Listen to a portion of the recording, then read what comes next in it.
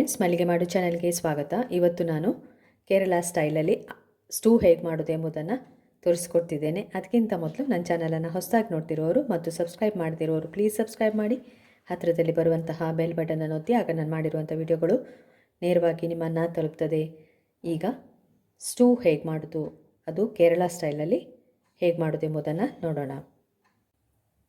ಸ್ಟೂ ಮಾಡಲಿಕ್ಕೆ ನೋಡಿ, ನಾನಿಲ್ಲಿ ಒಂದು 4 ಬೀನ್ಸ್, 2 ದೊಡ್ಡ ಆಲೂಗಡ್ಡೆ, ಒಂದು 5-6 ಹಸಿಮೆಣಸು, 1 ಕ್ಯಾರೆಟ್, ಸ್ವಲ್ಪ ಈರುಳ್ಳಿಯನ್ನು ತಗೊಂಡಿದ್ದೇನೆ, ಸ್ವಲ್ಪ ಕರಿಬೇವು, ಎಲ್ಲವನ್ನು ಒಟ್ಟಿಗೆ ಹಾಕಿ ಇದನ್ನು ಬೇಯಿಸ್ಕೊಳ್ಬೇಕು.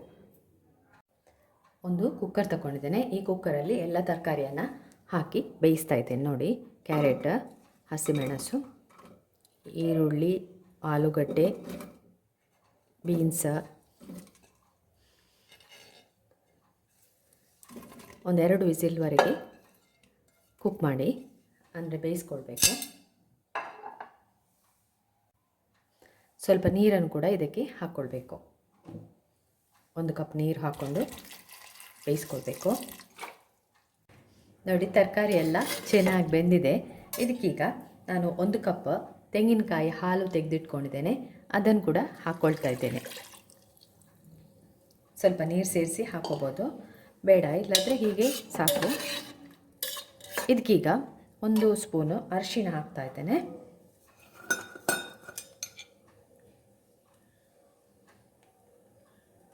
ಸ್ವಲ್ಪ ಅರಿಶಿಣ ಪೌಡರ್, ಸ್ವಲ್ಪ ಕರಿಮೆಣಸಿನ ಪೌಡರ್ ಕೂಡ ಹಾಕ್ತಾ ಇದ್ದೇನೆ, ಸ್ವಲ್ಪ ಟೇಸ್ಟ್ ಆಗಲಿ ಅಂತ.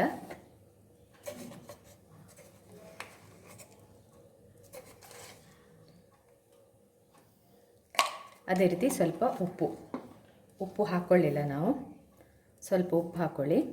ಎಲ್ಲವನ್ನು ಚೆನ್ನಾಗಿ ಮಿಕ್ಸ್ ಮಾಡ್ಕೋಬೇಕು. ಇದನ್ನು ಇದರಲ್ಲೇ ಸ್ವಲ್ಪ ಬೇಯಿಸ್ಬಿಡಿ.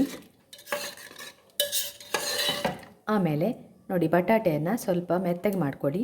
ಮೆತ್ತಗೆ ಆಗಿದ್ದರೆ ಮೆತ್ತಗೆ ಆಗ್ತದೆ, ಯಾಕೆಂದರೆ ಸ್ವಲ್ಪ ಗ್ರೇವಿ ಬರಬೇಕಲ್ಲ, ಅದಕ್ಕೆ ಬಟಾಟೆಯನ್ನು ಸ್ಮ್ಯಾಶ್ ಮಾಡಿಕೊಡಿ. 1-2 ಬಟಾಟೆ ಈ ಥರ ತುಂಡುಗಳನ್ನು ಸ್ಮ್ಯಾಶ್ ಮಾಡಿಕೊಂಡ್ರೆ ಗ್ರೇವಿ ದಪ್ಪ ಬರ್ತದೆ.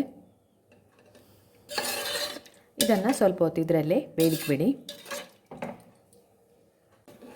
ಇದನ್ನು ತುಂಬ ಸುಲಭವಾಗಿ ಬೆಳಿಗ್ಗೆ ಮಾಡ್ಕೋಬೋದು. ನೀವು ಕೇರಳ ಸೈಡೆಲ್ಲ ಹೋದರೆ ನಿಮಗೆ ಅಪ್ಪಮ್ ಒಟ್ಟಿಗೆ ಸ್ಟೂವನ್ನು ಕೊಡ್ತಾರೆ, ತುಂಬ ಚೆನ್ನಾಗಿರ್ತದೆ. ಅವರ ಒಂದು ಫೇವ್ರೆಟ್ ಡಿಶ್ ಅಂತ ಕೂಡ ಹೇಳ್ಬೋದು, ಕೇರಳಿಯನ್ಸಿದು.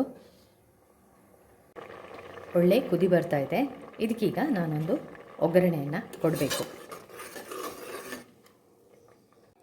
ಒಗ್ಗರಣೆ ಕೊಡಲಿಕ್ಕೆ ನೋಡಿ, ಪ್ಯಾನ್ ಇಟ್ಕೊಂಡಿದ್ದೇನೆ. 1-2 ಸ್ಪೂನು ಎಣ್ಣೆ ಹಾಕ್ಕೊಳ್ಳಿ. ಎಣ್ಣೆ ಬಿಸಿಯಾಗಿದೆ. ಇದಕ್ಕೆ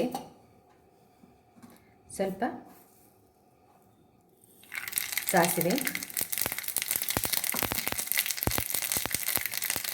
ಸ್ವಲ್ಪ ನೀವು ಗರಂ ಮಸಾಲೆ ಹಾಕೋದಾದರೆ ಹಾಕೋಬೋದು, 1-2 ಹಸಿಮೆಣಸು, 1 ಕರಿಬೇವು.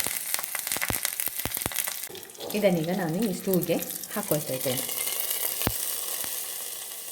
ಕೇರಳ ಸ್ಟೂ ರೆಡಿಯಾಗಿದೆ. ಈ ರೆಸಿಪಿಯನ್ನು ಟ್ರೈ ಮಾಡಿ. ಈ ರೆಸಿಪಿ ನಿಮಗೆ ಇಷ್ಟ ಆದರೆ ನನ್ನ ಚಾನಲನ್ನು ಲೈಕ್ ಮಾಡಿ, ಶೇರ್ ಮಾಡಿ, ಸಬ್ಸ್ಕ್ರೈಬ್ ಮಾಡಿ. ಅದೇ ರೀತಿ ಲಿಂಕನ್ನು ನಿಮ್ಮ ಫ್ರೆಂಡ್ಸ್ಗೂ ಸೆಂಡ್ ಮಾಡಿ. ಏನಾದರೂ ಕಮೆಂಟ್ಸ್ ಇದ್ದರೆ ಅದನ್ನು ಕಮೆಂಟ್ಸ್ ಬಾಕ್ಸಲ್ಲಿ ಹಾಕಿ ವಿಡಿಯೋವನ್ನು ಶೇರ್ ಮಾಡ್ಕೊಳ್ಳಿ. ಇನ್ನು ನಿಮಗೆ ಮುಂದಿನ ವಿಡಿಯೋದಲ್ಲಿ ಸಿಗ್ತೇನೆ. ಧನ್ಯವಾದಗಳು.